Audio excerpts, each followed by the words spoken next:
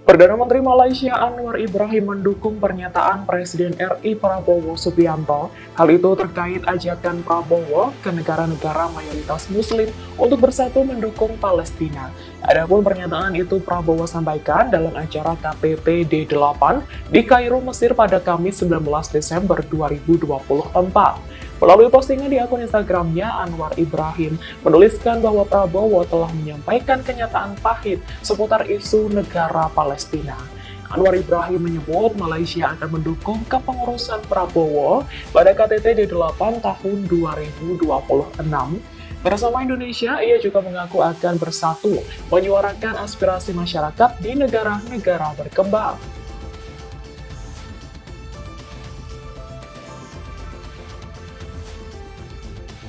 Download Tribun X sekarang, menghadirkan lokal menjadi Indonesia.